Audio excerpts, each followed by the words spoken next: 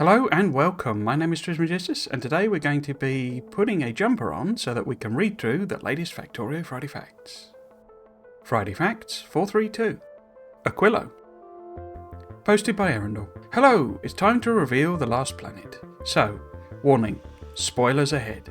And I would absolutely echo that. This is about the last planet, so if you're wanting to avoid spoilers for the final planet, then do not watch this. I will have blurred, there's already an image of the planet itself, I will have blurred that, not that it really shows anything, but from here on out, we will be covering the Friday Facts, I will be talking about it in-game, and so it is a gigantic spoiler if you are wanting to avoid any spoilers. Welcome to Aquilo. So it starts off with a little bit of a story time. If you're not interested in that, it will just be me reading it out. So I'll talk about some of the details. There'll be a time stamp in the description, and there is a little video, and we'll play that through as well. It's day, but stars twinkle in the dark sky.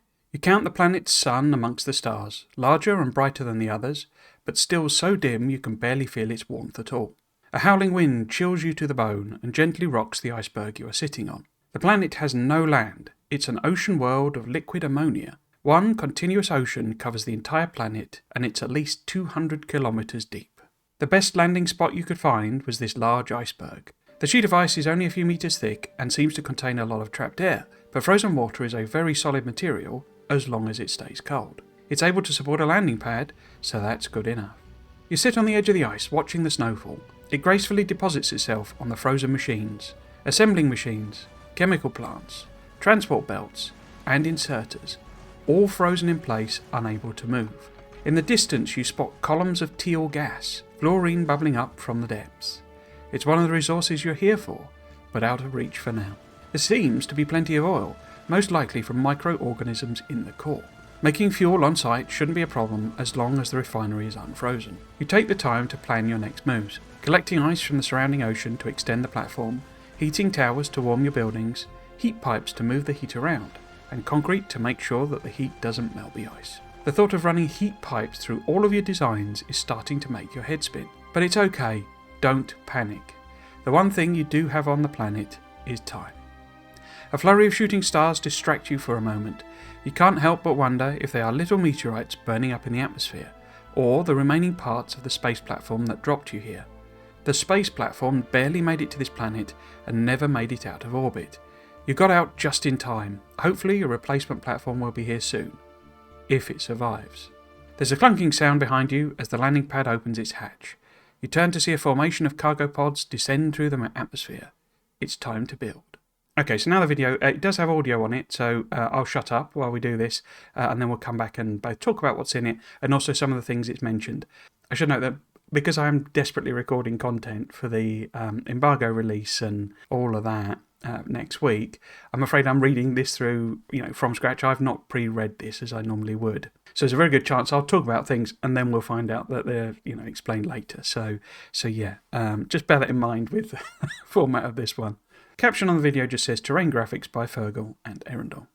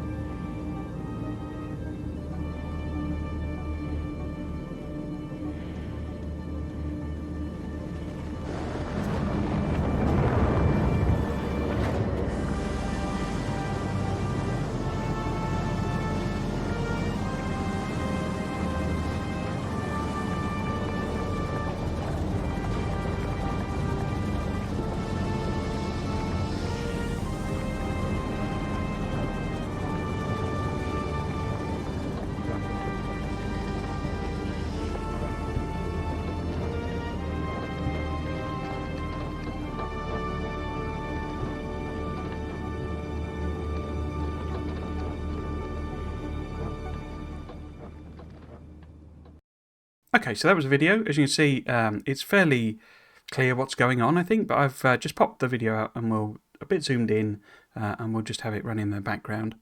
So, yeah, I guess I'll just talk through it, and I say it may well explain a lot of it. I might say something by accident, and I'll have to edit it out. But yeah, basically the mechanic on Aquilo is that it's an ocean planet, so it is an ammonia ocean, so it's not just water.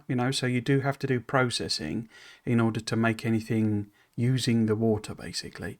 But you also have two resources. One is oil, and one is fluorine. I will be honest, I've barely been to any of the intermediate planets. I've not really played on Aquilo other than basically through cheat mode. So I have cheated my way there, laid down a few buildings, see what they build, see about how this heat pipe mechanic, okay? Because what it's actually showing here, these are all pretty much standard buildings. You've got assembly machines, you've got furnaces, and your oil derricks, all that sort of stuff, more tanks. This is chemical plants, basically, and they've been flipped round in various orientations, in case you're not recognising those. This is one of the new buildings, and I do know it goes on to talk about that, so we won't mention it just now. This is obviously a landing pad, and it's got a cargo pod, cargo extension thing. Basically, these are people have spotted it, and I've not known whether I can confirm it, but I'm pretty sure I can now because they've directly said it. These are the cargo drop pods. So basically anything in orbit, the platform in orbit, when it's dropping resources down, they come down in these cargo pods. I won't talk about them today. I will talk about more on the 14th, the video I'm going to do then. But basically, yeah, those are the mechanism for getting stuff down from your platforms, okay? They are the cargo pods. Then, as you can see, instantaneously, because it actually puts over, I don't actually know what it's dropped down, but it'll be some kind of fuel. But it basically then feeds it into this new building, as say that they'll talk about later. And then you'll see heat, and it's pretty obvious what their building is, but you see heat transferring through the network here. You'll note that there are turbines on the go there. But basically, yeah, we have an EMP down here as we're coming in. We've got various chemical plants. We've got a foundry there, so it's kind of showing you that you can build all of these buildings on Aquilo. But yeah, it's the heat spreads, basically. This is one of the key things about this. And the way it works, basically, is it's very binary. This is a sufficiently heated tile to work, and this is an unheated tile and won't work, okay? And pretty much as soon as any building has a contact point with a this is hot enough type thing, it's assumed that the entire building is defrosted. So you don't have to worry about, I need to wrap my foundries in heat or anything like that. But basically, yeah, you can tell that from how it's spreading, basically. The visual indicator on the heat pipes is really quite useful because you can then get a very quick idea, this has run out of heat. Even though it might look defrosted, there's not enough heat there, sort of thing. I need more heat to expand. And then you got the lab is just there. That doesn't get... So this is one of the key points on this, and it disappears. The lab is not close enough to the heat pipes in order to get heated. And I say that is one of the key components. And basically anything that is too far away from a heat pipe will not work, basically. That's what's happening. That's how it works, okay? It also mentions, as you will see here, concrete. So concrete is like an insulator, it's like the conceptual idea, but we can talk about more about that if it mentions it in this, or I can talk about it on, it won't be the Monday video, it'll be the following Monday video, but yes, so concrete is almost in a sense like an insulator that, you put your heat pipes on top and then it won't melt anything below, although as I say, that's not quite as it appears. It's basically just that's the law reason. The actual practicality is that you can't build certain buildings on certain surfaces. Just like you can't build a building on water. So that's the type of thing it's recreating. But yes, there is all sorts of subtlety to it, and it does make the whole thing a challenge because nothing works unless it's got heat, basically. And so everything needs to be connected by heat pipes.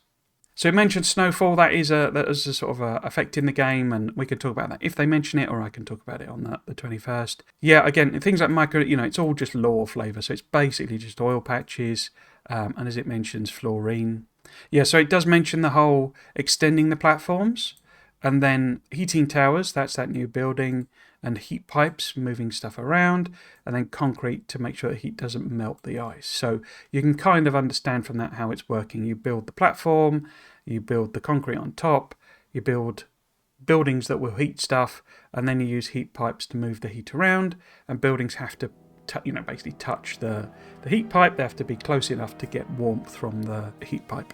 It is a massive restriction, I would say, that, so I've not done a lot on Aquilo. I really haven't hardly touched it, and only in cheat mode, so I was able to just spawn things instantly. And it is a real challenge to get things working with having to have contact with heat pipes, and I can see a lot of people coming up with a lot of clever solutions for how you build things, because the heat pipes of course have this mechanic, but the further away you go, the less heat, less hot they are, sort of thing. So yeah, you have to sort of manage things in that way.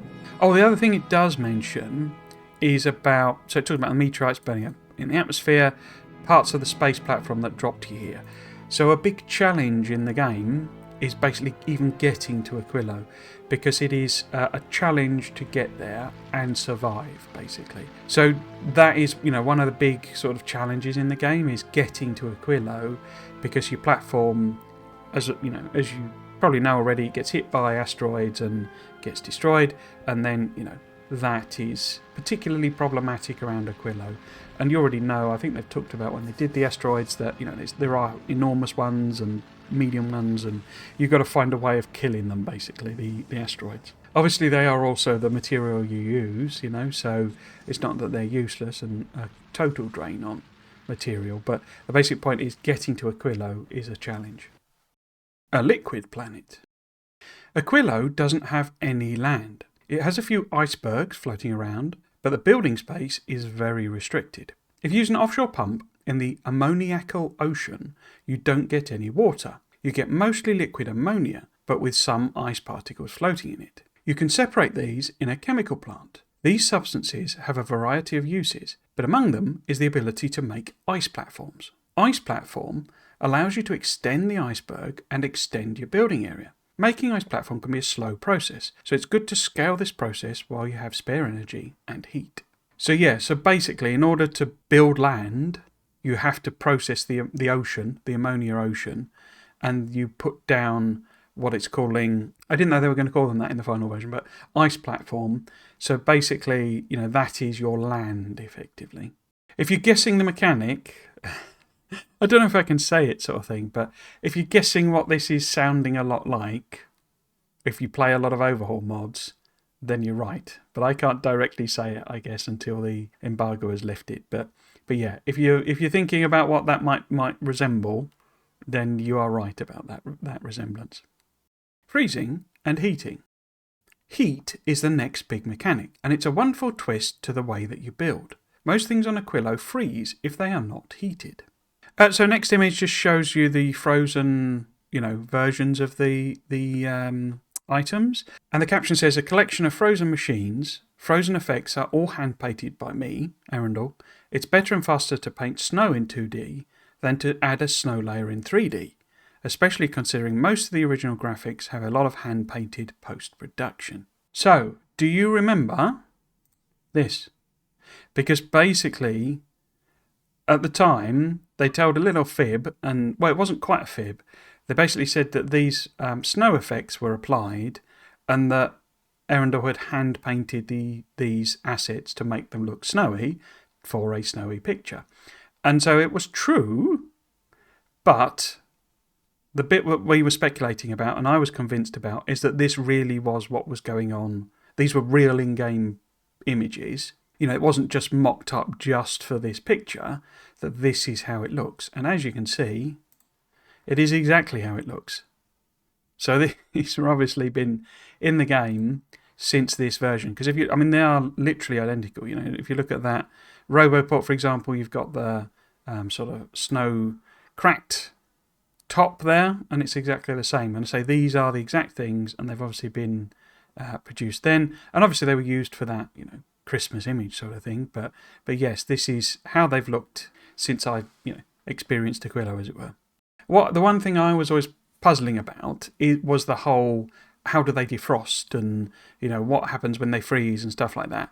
And it is, as you've seen in that video, it is just a binary thing. It's just frozen flips to the snow-covered one, unfrozen flips to the normal one. So there is no slowly getting covered or anything like that. And it's because the temperature is like it's a thresholdy type thing, as you'd expect in the game, because how else do you represent it? It's not quite like something like Frostpunk or something like that, where you can get slightly colder and slightly warmer, and it's okay, and then you sort of reach a point and people start freezing and all that sort of stuff. It's not quite like that. It's more just, has it got enough temperature? Yes, it's okay. So it works more like that.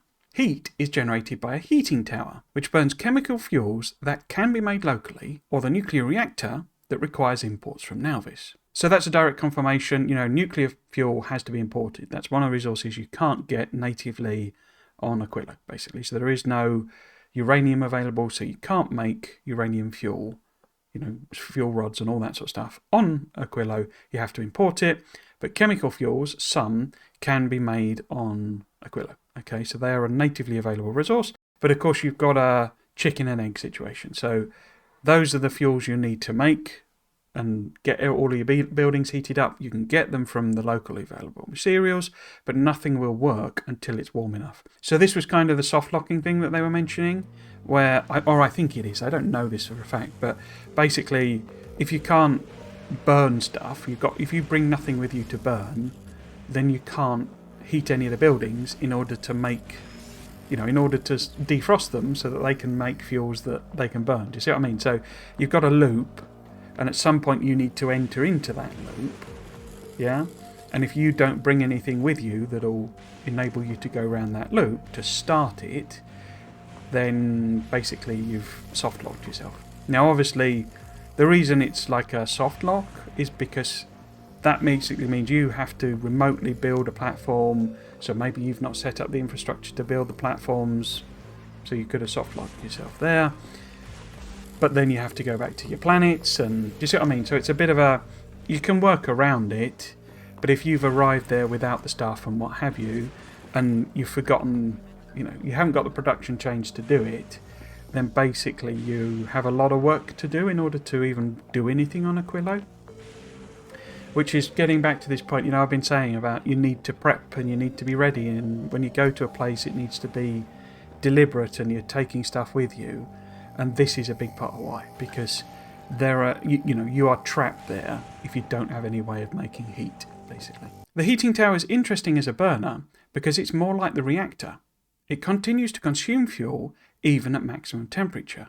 As well as heating, this can be a good way to get rid of anything burnable, which means it can also be very useful on Gleba. And here we go again, some more line art and early concept work and in-game models. The caption says, Heating Tower from line art to concept art, Inactive and Active by Erendel, to the final graphics by Jersey. Both the heating tower and the nuclear reactor are heat sources. They spread heat to adjacent entities, but they only need to get the entity up to 30 degrees C for that entity to thaw. This means that in some places like outposts, going for higher temperatures is a waste. So that's one of the reasons we added the ability to read the temperature of heat sources and control them with circuits. And you may remember this from Friday Facts 428, where they literally added this ability, and this is why. The whole thing, I was trying to... it was a little difficult not to blurt this out, basically, but I was kind of teasing you all about the whole, I don't do the controlling of things, so this is a waste of time for me. And the real reason is this, because as it says there, you only need to keep it above a certain temperature, and that's quite low when you think about it. 30 degrees C is not hot. These go up to, is it 1,000? I can't remember now. Yeah, so it's like 1,000 degrees. So you don't actually need that much heat in there, but obviously you have that, it decays away as they get further from the building and all that sort of stuff. So yeah, this is the real reason for adding the ability to insert, because you can read off the temperature and say, right, it's gone below 35 degrees, put some more fuel in, and it'll keep, and they'll just keep it warm without you just wasting loads and loads of resources. Now, if you've got loads and loads of resources, you don't mind getting rid of them, and then maybe even you do, then, you can just be a bit more free, or maybe set your minimum temperatures higher. But yeah, that was the real reason for adding that temperature control, not to do, complex nuclear power control things, although obviously it lets you do that as well. The heat sources only being able to warm adjacent things that touch them is very limiting. Instead, you used heat pipes to move the heat around to all the entities adjacent to connected heat pipes, and that includes diagonally. And I say, to be very clear, that is adjacent. So it's not, it doesn't do like two tiles. And I say, this is where you get away from a Frostpunk style of thing where, it doesn't have it's really hot at the center and it decays away. It is literally, if it's next to it, then it's getting the heat. If it's not, then it isn't. Every entity that needs heat also consumes heat. The effect is minor per entity, but can result in a lot of heat loss over long distances. So sometimes you want a hotter heat source so that the heat can travel further. And that is a bit more Frostpunk-like. It's a bit more sort of, right, you've got massively hot, burner in the middle, and then as it goes away, and that's just the normal mechanic of heat pipes as well. But also, as the more buildings you're warming, the more they're pulling away from that, pulling that heat away. Another way of thinking about it, they're not really, I suppose in game they're consuming heat, but in a sense they're radiating the heat away. The heat is escaping to the atmosphere, and so you're constantly having to provide that extra energy, basically. Heat pipes and heated buildings would melt the ice, so to protect the ice that keeps you floating, you can place concrete, or refined concrete, as an insulator. In practice, this just means that most entities can't be placed directly on the ice. We don't actually turn the ice tiles into ocean anymore. That's interesting. That used to be a mechanic, but it was too annoying to deal with when you tried to build in an already heated area. So that's absolutely fascinating. I had absolutely no idea that they had actually done that. It was one of the things we were speculating about is, do you melt things and stuff like that? So it looks like originally, if you heated a iceberg tile, as it were, then eventually it would, or maybe instantaneously, it would melt, and so anything on it presumably got destroyed as it supposedly, slumped into the ocean sort of thing. But yeah, interesting they've got rid of that completely, and I can fully understand. It's like we did a lot of speculating, and again, I know that there's been a lot of new people watching the videos, which is absolutely amazing. But if you're watching the old speculation ones, one of the things you have to remember is it's just me coming up with mad ideas. I've managed to hit on quite a few things that they got, but I never really thought any of the ideas would be in the game, and that may sound like a boast or something like that, but it was just it was a lot of fun to do that stuff. Just think up mad ideas and what could happen and how would it work and all that sort of stuff. And so the fact that because we mentioned things like flooding and that the terrain would dynamically change and all these sorts of things, and it was huge fun to think about them. But I kind of knew that things like these mechanics would just be annoying, because especially if you're laying down heat pipes and you just accidentally, or your bots slap down some heat pipe, that area suddenly heats up when you're not expecting it, and all the other buildings that you've built just suddenly get destroyed. That would just be staggeringly annoying. So I fully understand why that sort of mechanic is gone. It's more interesting that they gave it a go, is the point. Heat pipes can't go underground or under ice, so you need to route the belts and pipes around them while building. Often this means a machine will need access to belts, pipes and heat, but all the belts and pipes also need access to heat, and this can lead to some nice little puzzles and some very interesting builds. And I would agree with that. I was spawning everything in cheat mode, so I wasn't really having to worry about resources and materials and all that sort of stuff, but learning how it all worked, it does literally mean everything needs to touch a heat pipe somewhere. And one of the nice things about it is that it's just one tile that needs to touch, and that's the entire building covered, or the entire insert, or what have you. So you can do clever things with just like having a little one touching patch, and then it goes somewhere else and touches others. So it really does lead to some interesting designs. If I'm totally honest, it can get a bit fiddly, and it is sort of there's a big part to it of, once you've got a design, keep reusing it, I would say. That was my impression of it, that really once you've hit on something that works, reuse that a lot, because coming up with new designs is fun, but it can take ages, and it's really frustrating, I would say, to basically end up in a situation where,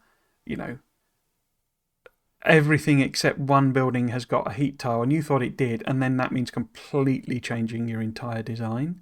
Or the heat, dropping mechanic as well, that you build it and you think, right, everything's contacted, and then you discover that your last building on the edge, doesn't get enough heat to survive. And in particular, unless you say keep a nuclear reactor at maximum temperature, it doesn't travel far enough. So it is fun. I'm not saying it's not fun. That's not what I mean. I'm just saying that once you've found some principles that work, particularly when you first go there, keep reusing them, because like here, for example, there's lots of use of long-handed inserters, and they are massively useful for this. But if that's how you do it, you use long-handed inserters everywhere, then keep doing it, basically, is the point. So we have another video here. Again, it has some music on it, so I will shut up while we watch it. It also has a new building in it, so I know that they talk about that later as well. So the heating tower is not the only new building on Aquilo.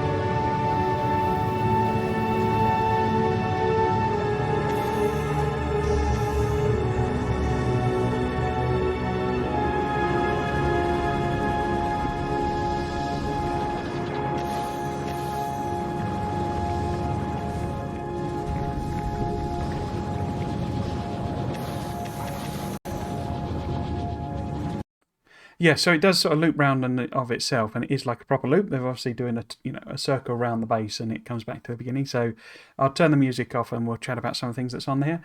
I'm not actually I'm gonna leave it as a bit of a surprise and a bit of a. I mean, I'm sure they'll reveal some of the things in the later stuff. So I've not read it, but there is a lot on here, that if I was doing speculation, this would be a 15-hour long video, because there is just so many little bits and pieces on here that it's showing you that I suspect they're not going to actually explain. Obviously, from Monday, all your favourite content creators are free to just tell you what all of this stuff is. I'm not going to be doing that because I've been prepping a different approach. I'm doing a Let's Play where I'm just going to prep a platform and we'll start exploring everything together from the 21st.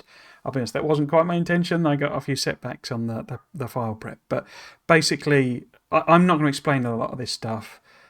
If you want to, go to the Friday Facts, watch the video, have a bit of speculation about it. I will point out a couple of things that you might want to take a look at, so I'm not going to explain what they are. I'm not going to even point out some of them. You'll have to kind of spot them yourself. It's a shame, isn't it, really? This would have been absolute heaven for me in the speculation stuff. But I say, I know what the vast majority of this is. I think there's a couple of things I didn't recognise, but yeah. Okay, yeah, so obviously this is this new building. I say it is going to go on to explain that. But note that it is very closely paired with a set of furnaces. So it's obviously doing something that relates to furnaces. We'll then go down. And we got a whole load of chemical plants here doing some processing. Okay. Even more of the new building. It's tricky not to tell you to use the name just yet. And then we got like an array of heat pipes. The whole point of this base really is kind of like in the same way that I preach about defense in depth, as in having gun turrets, laser turrets, flamer turrets, and walls, and maybe using mines, and having all of the defences available. That's kind of what this base is about. It's using the burners. You'll see nuclear generators. You'll see the fission generators, fusion and fission generators, basically. So yeah. So here's trains on the go. They are obviously using a fluid wagon to drop something off. This is being deposited. It's not being arrived at. But note that you even have the heat pipes all around here. You see, you've got to make sure your pumps are covered and absolutely everything. So it does lead to some interesting design puzzles. Oh, well, I guess note that the thing it's dropping off is like a weird green colour. Yeah, can you see that? Because that is it. That's the same stuff. But note that it's a weird green colour that you won't have seen, so it is a new fluid. More of the new building. More of the new building. You see, it's the main thing on Aquilo, basically. Even more. And then we've got, what's this here? So you've seen this before, so it's not anything new. But is that not the blue science pack? So the blue science pack is coming out of that new building. You do have some bots flying about, so this is not a completely belted base. You know, you do have quite a few bots flying around, and obviously, you know, bots are quite quite power intensive at times. So being sort of controlled with that can be useful, because obviously, you know, if you're using fusion to generate heat, then using it to generate power as well is like a double drain on it. You see, but yeah, you've got all sorts of things going. Again, you know, we have over here some pink stuff. Okay, I'll leave you to kind of speculate about what that is, although it's not necessarily new as such, and why it would be here in particular. Yeah, so you've got some stuff going on there. Was there anything? Oh yes, this blue here. Yeah, so you've got some blue material or some blue fluid that is linked to some chemical labs here. So another fluid you've not seen before. I think, if I'm interpreting it right, it could obviously be liquid liquid iron, but I don't think it is, based on what you do on this planet. Yes, so we've then got some. There's quite a lot of stacked stuff going on here. So, am I going to say that? No, I'll have to wait. I've been working on the video for the 14th as well, and there were some questions around things like stack inserters and the super fast belt. You will notice quite a lot of those here. So I'm not really going to explain it in a sense. I'm not really going to explain it because it's getting into spoiler territory-ish, I guess. But it's nothing special, and I don't mean that. It's just more, if you think about what the stack inserters and super fast belt give you, that being like massive throughput in a very small footprint, and then think about that in terms of, right, well, if I'm designing something where I need all of my buildings to have, one tile at least being touched by a heat pipe, and a heat pipe can't go underground, you then start to see what maybe the best intermediate application is for the stack inserters and underground and super fast belt. Because if you're saying, right, well, I need 60 items a second, you can deliver that with the super fast belt and the stack inserter. And so questions where people are going on about, well, how much throughput can you get? And people are all thinking in terms of, I need to upgrade Nalvis to green belt and stack inserters. Well, this is probably a better use case, because I said I wasn't going to explain it, and now I've fully explained it. But basically, if you can use one belt to do the job of whatever the maths is, 6 belts, well, I can't remember what the numbers are. But if you like replacing one belt with, that does the job of a whole load of other belts, that's really useful on a place where you've got to be very, very careful about space. Yeah, and we've got other things going on here. These are other materials, and I mean, that is blue circuits, but look there, you've got something on that belt, which again, why would you want that? You will know what that is if you've been following the Friday Facts. But why is it here? Why has it been moved here? Oh, that's the same one. There's a gigantic array of the cargo landing pods basically here. And you've obviously got the bots picking a load of stuff up and sending it around, as well as stuff being emptied via belt. And this is using the new stack inserters, as well as there's obviously the bulk inserters, as they're called now. We're then going to the nuclear power bit. Yeah, it's not really being used for nuclear power, from what I could tell. It's being used for heat purely. So I can't see any heat exchangers or anything connected to it. Okay, we then got this one. You know what this is? This is ice, basically. Got some combinators going on there and a power switch. Interesting. Is there more use for power switches now? Okay, and then you've got this sort of processing area, basically. This is the offshore pumps, as was mentioned, being put into the ammonia ocean and being fed into chemical plants, and then a couple of assembly machines doing stuff. And that is pretty much the process. I won't talk about it in detail, but they've said how it works, as it were, and that's the process. Note that it goes from blue belts to green belts as well. You see, because that's what I'm getting at, basically, is that throughput is kind of king on Aquilo. We've then got another nuclear array, and this one is being used for power. Oh, we've got solar as well, again, so it's another thing here. What you'll notice with the solar is it's not covered by the heat pipes. Now, I don't know whether that... I'll be honest, it's not one of the buildings I've properly tested, because solar is... Well, I don't know. Maybe these are like legendary ones, but my impression... I think it will say this. It's like there is basically no sunlight on. The solar radiation that you can capture is almost non-existent. So I think these are just here to show them. They could be legendary solar panels, so it makes them a bit more worthwhile. And maybe it's some sort of backup system as well. Just sort of keep the lights on type of thing. But my impression of like messing about with it and looking at the numbers and stuff like that, even though, as I say, I've not really built solar on Aquilo, is that it's basically pointless. It's like it generates so little power that it's just like a waste of time having it.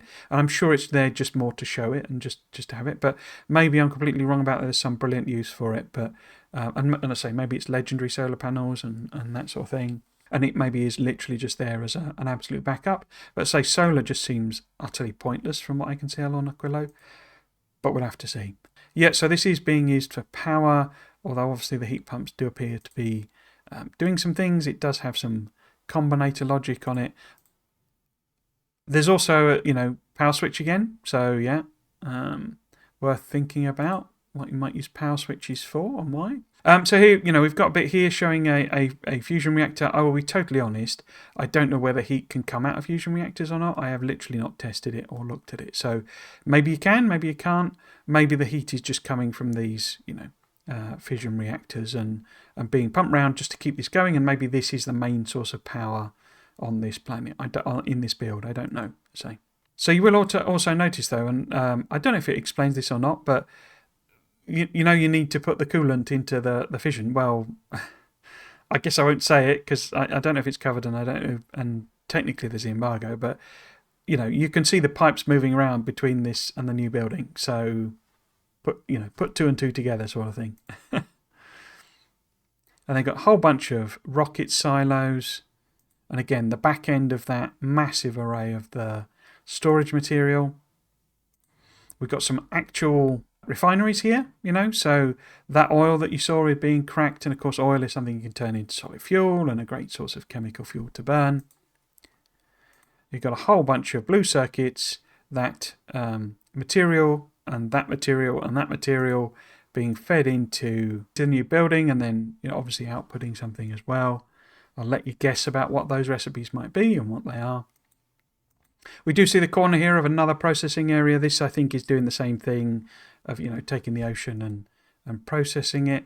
Notice the icebergs there. Really nice little detail on them. More refineries, and then we kind of loop back to the beginning. Okay, so I pointed out some interesting things. There's other bits on it. But yeah, so I'm not going to talk about what they specifically are. If you want to do your own speculation, go ahead. Although it might be covered in the rest of the Friday Facts, as I say, I don't know because I've not read it. Not read this one yet. Resources. Aquilo is notably lacking in basic resources. On the other planets, you can land with nothing and build your way to another rocket. On Aquilo, if you land with nothing, then you can do nothing. Okay, but what do you have? Your resources are solar, 1%, ammoniacal solution from the ocean directly, crude oil from resource nodes, lithium brine from resource nodes, and fluorine gas from resource nodes. I then just got a little animated sort of gif of them in-game, the new resources graphics by Jersey.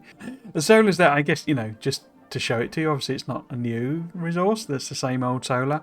But you then got the ammoniacal ammonia solution there, which you pump out of the actual water. You've got crude oil. Now, these, I'm pretty sure, are new like animations basically for the oil patches. So this is a separate one that is just shown on Aquilo rather than the little puddles that we have on Nauvis, but it is the same thing. You've then got the brine, lithium brine. So obviously lithium is now a thing. If it's not going to go on to say it, think about what you might use lithium for. You've then got fluorine gas from resource nodes again. That's the blue one on the end there. Okay, they pretty much work all the same. You just you put a building on a node basically. The caption just says new resource graphics by Jersey. Solar output is truly pathetic at only 1% of Nauvis. You need some solar panels to kickstart your first few machines, so efficiency modules go a long way to speeding up that process. It's interesting actually, efficiency modules are like really useful now. As I've mentioned before, I never really saw the point of them, and one of my sort of hopes for the expansion is that they got more of a use, more of a purpose to them, and they really do. From everything, like even on Nauvis, a lot of people do already put efficiency modules in their miners. I never really bothered, but because you've got the whole thing of evolving the Bitus really quickly, due to pollution, and you're trying to avoid that, putting in some efficiency modules to reduce the amount of power demand and therefore the amount of pollution that is pumped out generally. Obviously they still produce a lot of pollution, but having efficiency modules to help you with all of that is actually quite useful, and just spamming a few around is no bad thing. It's interesting that efficiency modules have been mentioned a lot on platforms. You can imagine them being useful on some of the planets with what you know about the mechanics, and so here we see another really great use for them, that putting a few efficiency modules in order that your first few solar panels can get things running makes a lot of sense.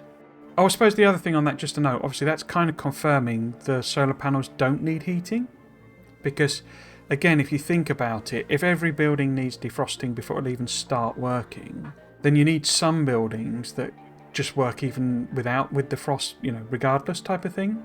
Because if you don't have any electricity, you can't do a lot of stuff. Now you can obviously build the heat things, but of course they're a building that's unlocked on Aquilo. So you've got to do stuff like on all the other planets in order to unlock them. So you're not going to have them straight away. Now you could turn up with a nuclear power plant, load of nuclear fuel and all that sort of stuff. So you can get around it. But of course that's a lot of infrastructure, expensive infrastructure for you to transport around. So, is that what you want to do? Ammoniacal solution can be gained via an offshore pump. With a powered heated chemical plant, you can split it into ice and ammonia. Ice can be melted for water, which is needed for any power beyond the pathetic solar. It's also useful to extend your iceberg. Ammonia can be used with crude oil to make solid fuel, or combined with solid fuel to make rocket fuel. Are they kind of saying that? I guess they are in a sense, but I'm not going to go. Obviously, if you know how solid fuel is made at the moment, it's made just from the oil products, and that's it being made from ammonia. So you can kind of put two and two together. Crude oil can be collected with a pump jack in a few places where it floats up from the ocean depths. It can be combined with ammonia to make fuel, or refined the usual way, which can be a useful sink for excess ice and water while also making fuel. Also note that it's an animated resource now, even on Nauvis. Oh, that's interesting. Maybe that's maybe all of the patches have changed. If they've done that, then that's it wasn't on the version I was playing with. Basically, it was the old patches. I hope that's true, because the puddle things of oil always look terrible, and I never knew why they didn't replace them. So if they have got proper, nice looking patches now, I'm a big fan of that. Lithium brine floats up to the surface in some spots and requires a pump jack. It is used to make lithium, which you'll need for a variety of things, including the planet's science pack. Fluorine gas bubbles up in some places, and this also requires a pump jack.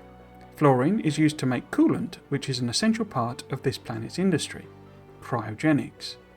Coolant is used in a few things, but initially it's only used for Aquilo's science pack, the Cryogenic Science Pack, which is made in a... Yeah, so it's the Cryo Science Pack, basically, the blue one. The Cryogenic Plant. Okay, so kick straight off with a video showing you the Cryogenic Plant. This one does have music again, so I will shut up and we'll talk about it in a minute. Not that there's a lot to say, to be honest with you.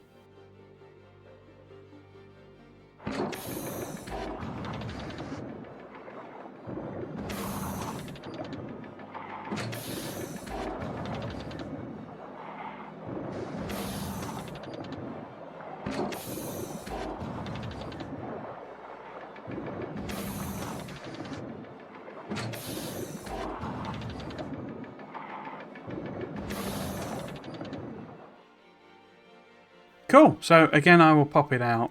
It's a lovely animation, this one. There's a load of detail in it. What I would also point out is that way back in the mist of time, when I started doing these, we had this Friday Facts, and of course we were all puzzled as to what these buildings were and what they meant and what they would be doing. And of course we got the foundry first, and then we got the EMP, and then there was a big gap, and we didn't know what this was because obviously the initial speculation was that this was going to be on the third intermediate planet.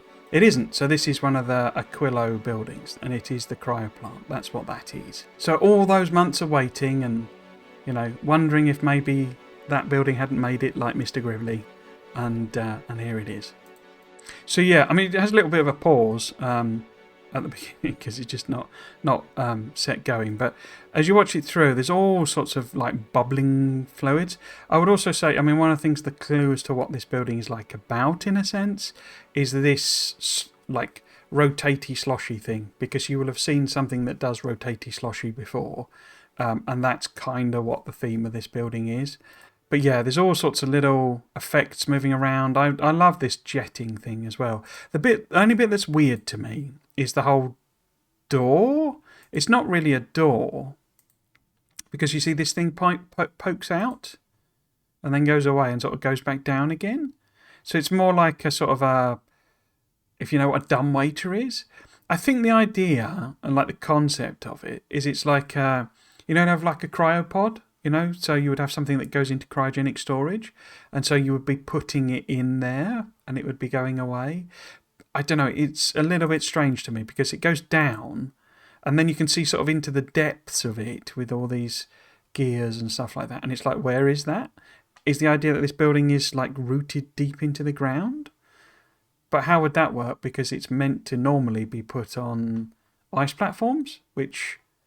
how deep are they? Do you know what I mean? That's the bit of it I find a little... I don't quite get what that's meant to be. Because it looks like a door when you initially see it.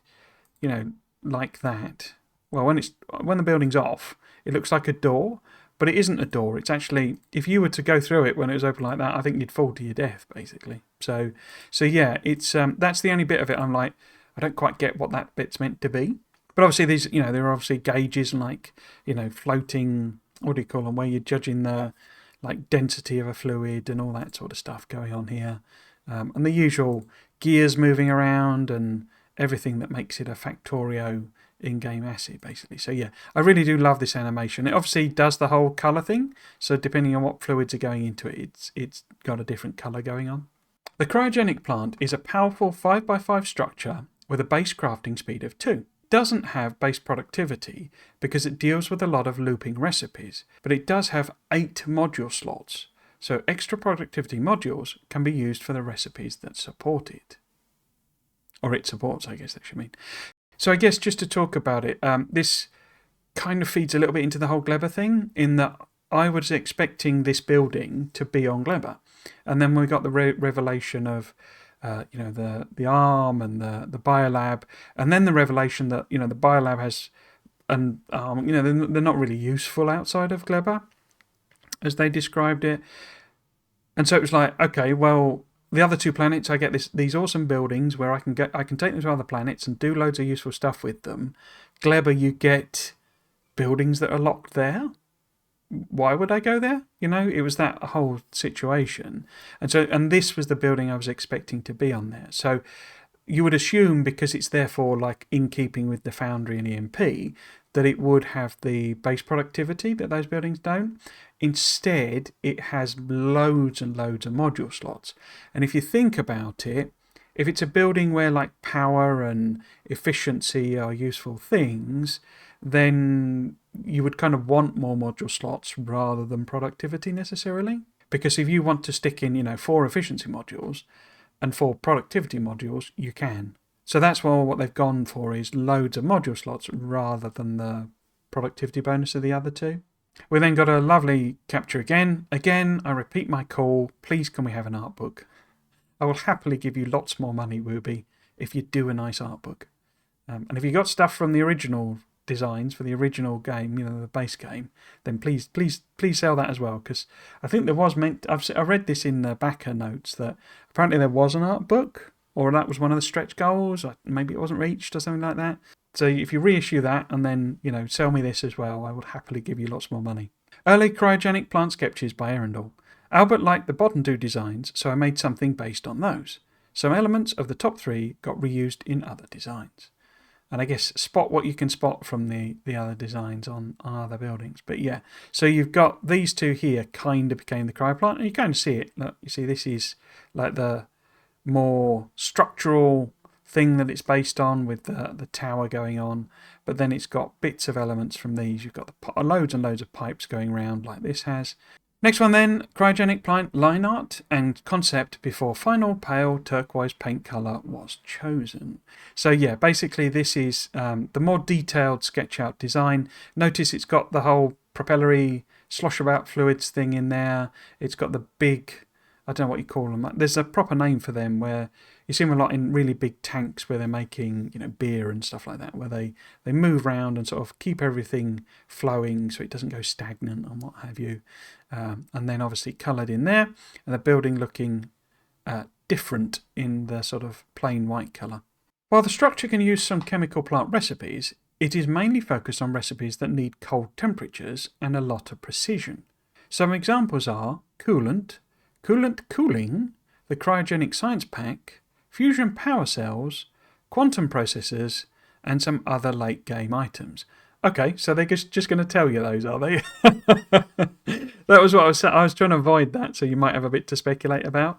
But yeah, so you make fusion power cells, quantum processors, and obviously the science pack, and then there's the whole cooling thing. That was what I was pointing out. But I won't I guess I'll leave off telling you what those are, or, what they're for, and why would you want quantum processors, and what would you do with a fusion power cell? What's that all about? So yeah, I'll let you speculate about them, but they have kind of just told you what they all are. Then got another video, again it's another one with sound, so I'll shut up when we play it, and the caption just says final graphics by Jersey, sounds by Ian.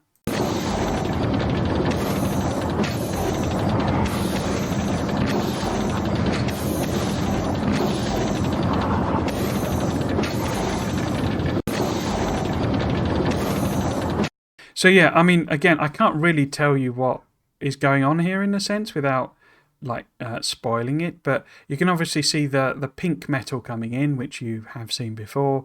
You've got this blue collection of wires as it looks like, and the have they told you what that is? I think they have. I lose track with a lot of these, but these are basically 3 new resources that you have seen before. Whether they fully explain what they are, I don't know. But the other thing coming in obviously is the blue circuits, but you've also got stuff going on here. Notice how you've got a connection here for something that's also coming out. So there's quite a lot of that on Aquilo, I would say. It's one of the key mechanisms is sort of like not a lot, but a few of the mods, the overhaul mods, do similar things, where it's like you get a percentage back of the amount that you put in. So you put in 100 and you get 90 back. But you've got to put in 100, and that's sort of things. You're doing a lot of recipes where you're topping up and stuff like that. That is a very common thing on a lot of the Aquilo recipes, and that's what they're talking about. The precision basically is you need to manage everything with, you need the right number of modules in, that it's not going to slowly run out, or all that sort of stuff is what they're talking about by the precision. But yes, this is obviously making some. You've got fluid connections as well, but it's making something solid that it's inserting. I'm sure you can pause it and work out what it's doing, but I'm not going to do that. I'll leave that to you.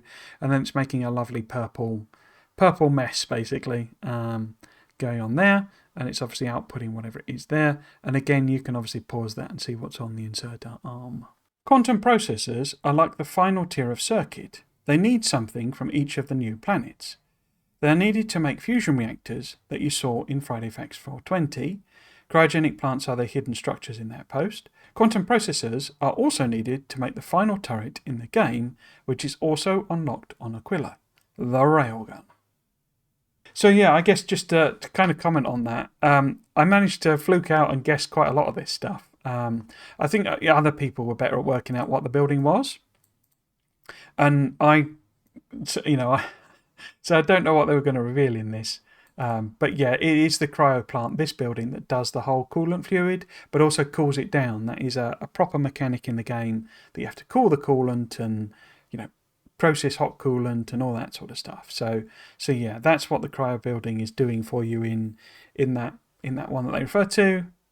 So yeah, this hidden building is the cryo plant, and people had worked that out. That was something they'd kind of teased to, sort of tweaked together from little corners and stuff like that. And that one there, obviously. But yes, so that is the building that does the processing of coolant. And yes, quantum processors are kind of the end game thing. And say the other thing that I was talking about a lot was that they need stuff from everywhere. You've got to send a load of stuff to Aquilo in order to make the quantum processors. And that was something we were talking about and speculating about, is that the end game, the last parts of the game, are all about bringing things together, a big logistics challenge, and that's what's going on. This is what you're trying to make is, among other things, this cryo science pack and the quantum processor, and you need to be moving lots of stuff around your system. Can you do it? Can you do it in enough volumes? Can you keep your whole factory moving and working, given that Aquilo has this heat restriction? Railgun Turret. So, another video straight off. Again, it's got sound on it. It's lovely that all the videos have now got sound. It's because they've, obviously they've kind of finished things, basically, so they can play as the sounds. But yes, I will shut up again and we'll watch this animation.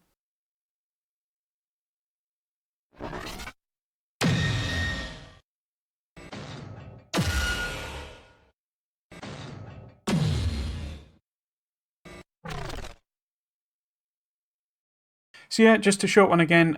We will get the looped version on the go. My only thing with this is, obviously, being a railgun, you wouldn't usually expect it to have a chemical propellant element, any kind of cartridge, but you could imagine, in a sense of, that's its initial impetus, that's its initial thump that gets it moving, and then when it gets into the actual barrel, that's when the electromagnetics take over and accelerate it to some ridiculous speed.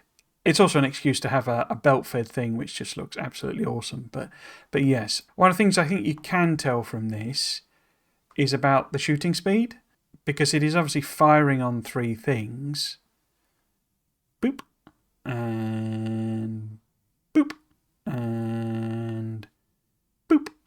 And you can see it's not necessarily the quickest weapon, but as you'd imagine, devastating. Just absolutely massively powerful.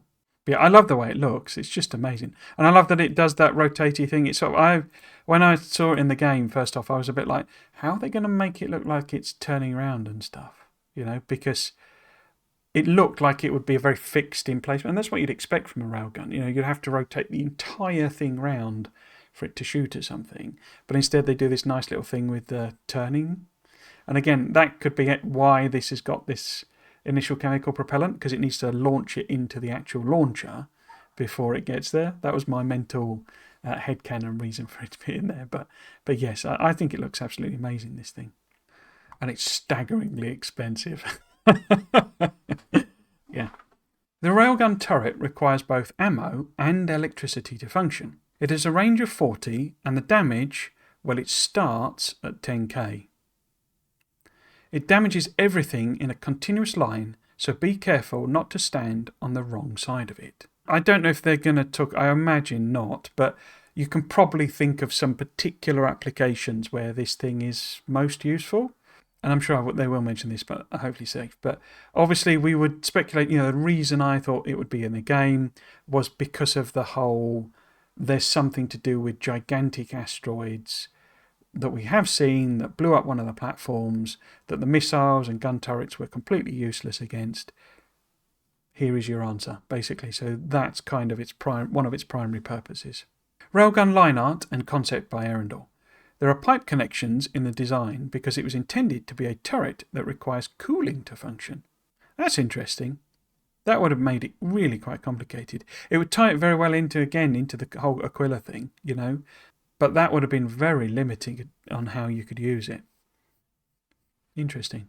This turret has a 3x5 base. It has a fixed direction like a flamethrower turret, but the attack cone is narrower than 90 degrees. So it's a very thin, narrow cone that goes out the front, basically, and you can't shoot things outside of that. If you could only build in 4 directions, this would create blind spots. So you can build railgun turrets in 8 directions. And this is another clever little thing with it, is that it is a very narrow cone, and you can kind of you see it dictated by the way that this moves, but you can build them on diagonals, so you can get full coverage. We've got another video, and it again does have sound, so I will completely shut up again, but the caption on it just says, graphics by Jaroslaw, sounds by Ian.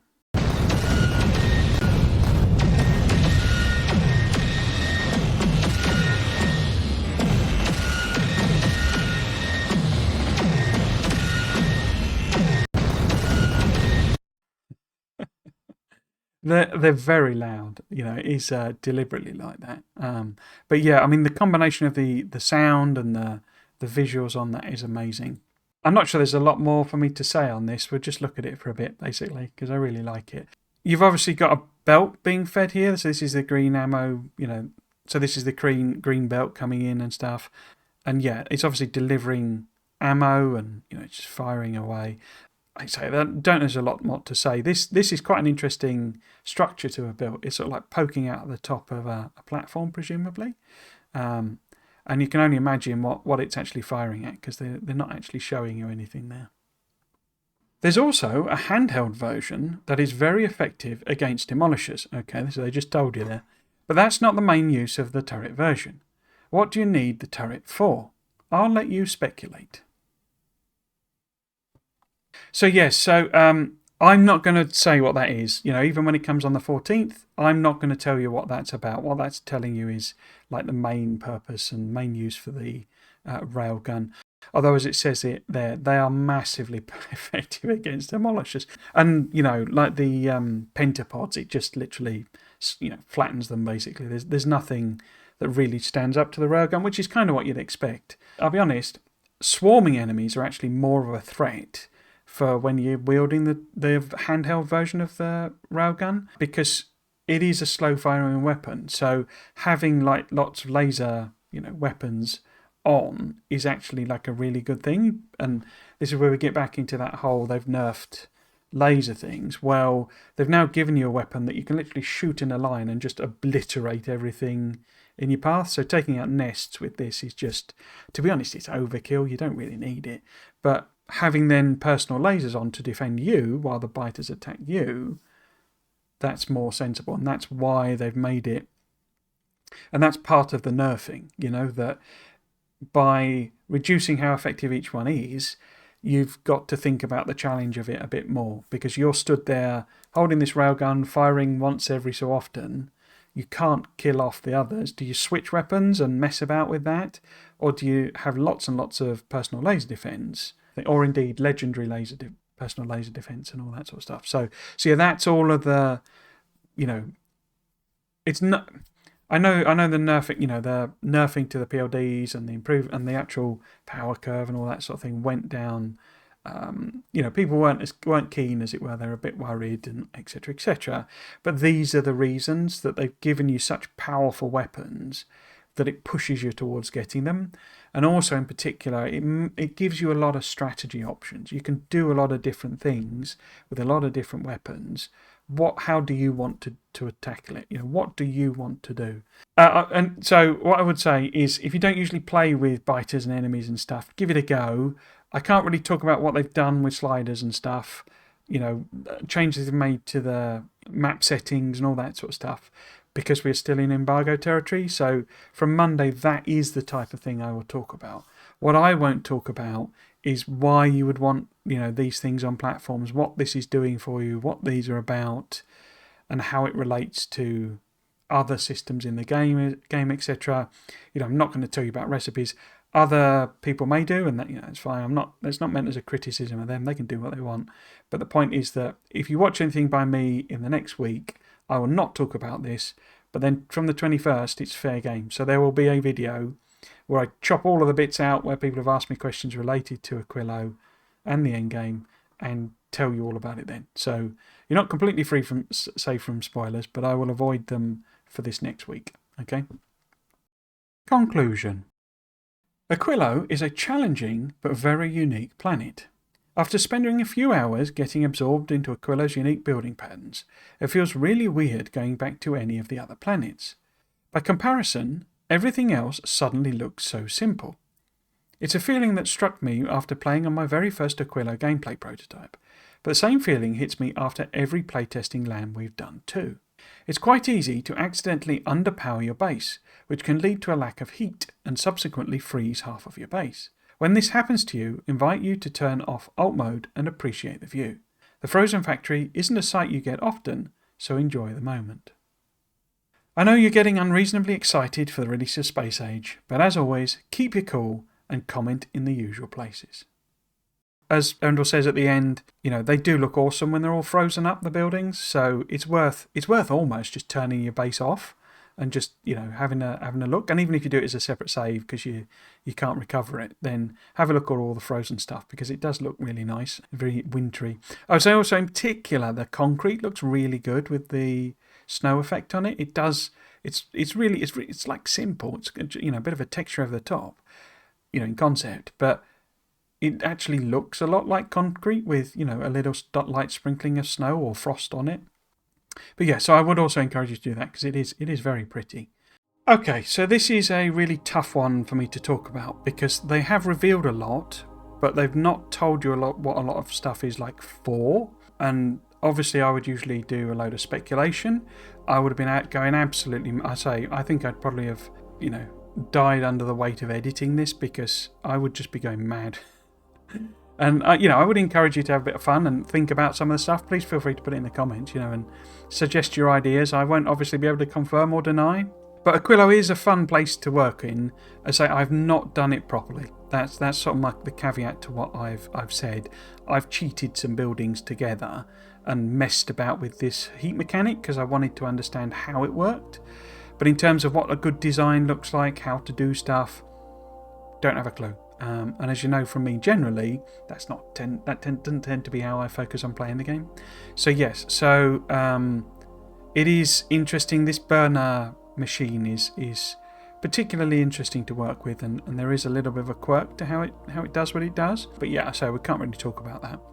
And there it is, yeah. So Aquilo. I say my reaction to it is saying I can't comment from someone who's played a lot on it. A lot of the other LAN players I know have done, full-on Aquilo builds and stuff like that. So they're kind of way ahead of me on that point. But yeah, from what I played, what I messed about with, it was fun. I would say, and it's kind of good in a way that they've done this and explained it. It is a bit confusing, some of it. But as I say, I'm talking as someone without the best, it could be one of those situations where I think it's fun to start with and then it just gets annoying. I doubt it, but it could be one of those. So I am slightly talking in theory rather than in practice. And I guess just to end off, the old Railgun Turret, I say I love it. I think it's a really, really good design, and it's super, super powerful. So although it is really, an end game thing, a very expensive thing, sits on that Aquilo tech tree, as it were, and requires resources from basically everywhere to build and operate it, sort of thing. It is, great fun to play with and has its use, basically. So this thing of putting them at angles as well is pretty cool. You can almost sort of feel, almost sort of imagine interesting designs you could do with turrets that go at 45 degrees and stuff. So yeah, it's pretty cool in more ways than one. I hope you enjoyed today's Friday Facts video and might consider coming back for another one. If you'd like to chat about the latest Factorio Friday Facts, you can find me live stream Factorio every weekend over on my Twitch channel, @Trismegistus. Thanks for watching. Cheers.